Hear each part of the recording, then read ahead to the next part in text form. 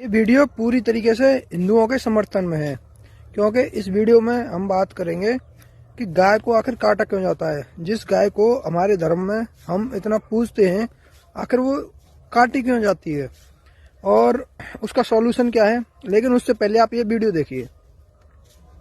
तुमने मेरे बेटे को देखा नहीं है सारंग।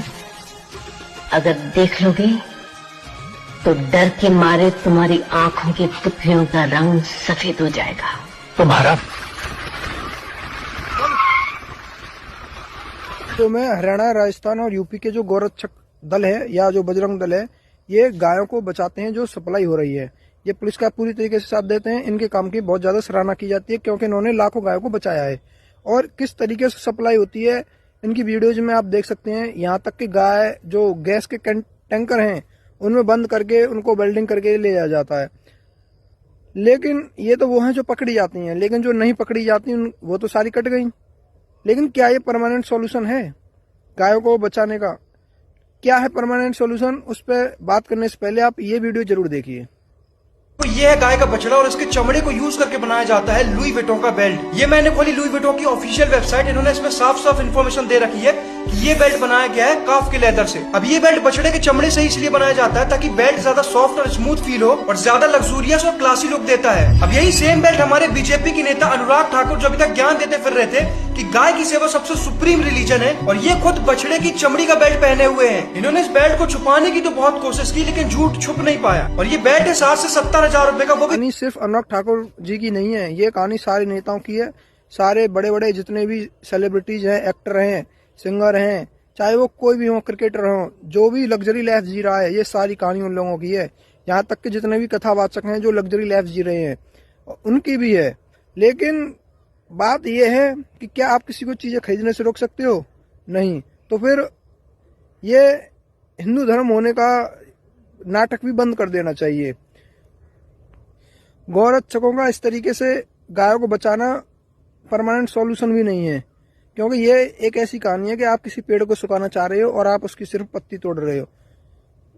परमानेंट सॉल्यूशन क्या है? देखिए, जिस भी चीज की मार्केट में डिमांड है उसकी सप्लाई कहीं ना कहीं से तो होगी और कोई ना कोई करेगा।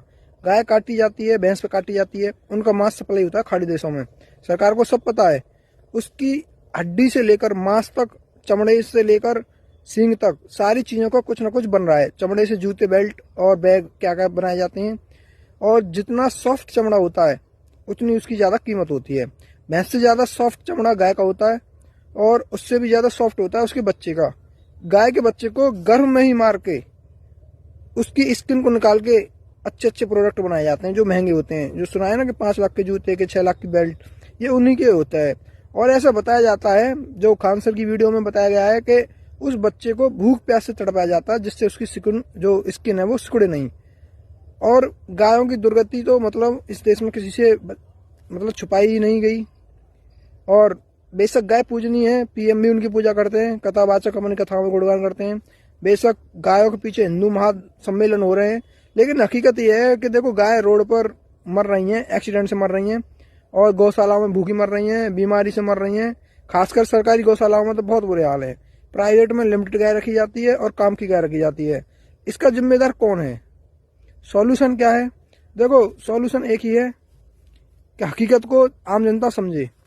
इस चीज को अगर कोई रोक सकता है तो वो सरकार मीट को बैन कर दे, और सरकार चमड़े से बनी, गाय के चमड़े से बनी चीजों को पूरी तरीके से बैन कर दे पूरे देश में,